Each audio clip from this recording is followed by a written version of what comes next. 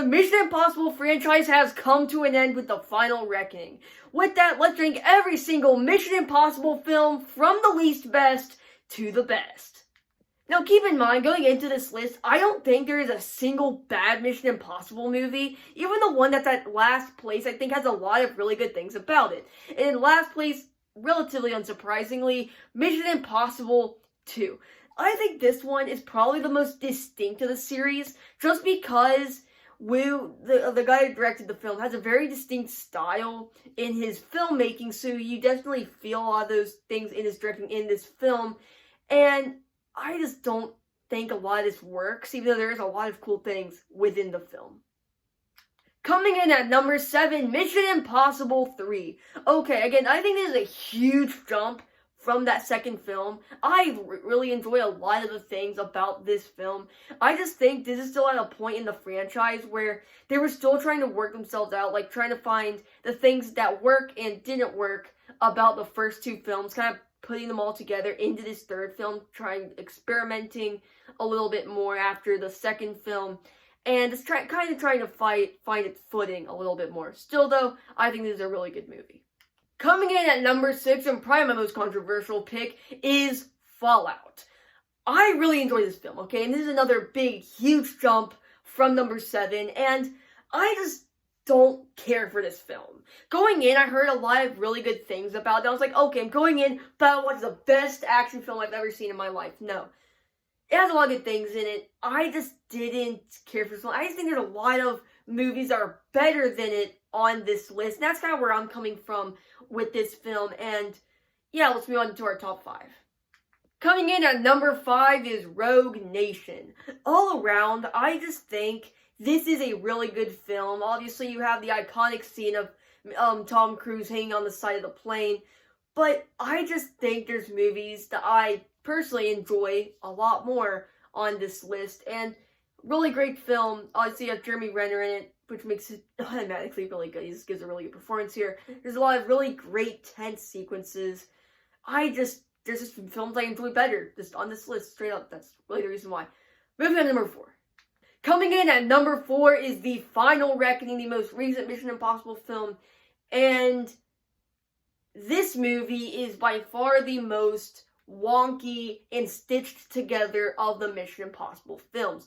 Now, this is an almost 3-hour movie, okay? The first chunk of this film is pure raw exposition. And after that, though, it makes up for it. It makes it all the way up to 4th place just by how incredible, how tightly done, how greatly done the last 2/3 of this film is. The action, the script is not as sharp as it is in some of the other films, but I still think this movie is really good. It works as a really good finale, and it brings a lot of things back, kind of a lot of full circle moments in this film that ties a lot of things together, as it is the end of the series. At least they said it is. Maybe, maybe not. Maybe, I don't know. Yeah, let's move on to number 3. Coming in at number 3 is Mission Impossible. Yeah, coming in at 3rd place is Mission Impossible. This is a really tightly written, really well done spy thriller that is conducted and is crafted in such a way that just little moments, little actions, little motions can be like, whoa, whoa. Because you know they'll have a big impact on the story, and it's just really tightly written. It is done so well, very tense, perfectly tense, even I'd say. And Tom Cruise does a really great job in this film, and it kicks off our Mission Impossible series of films, so I have to give it a lot of credit for all those things. Just all around, a really, really good film that kicked off a really good series. Let's move on to number 2.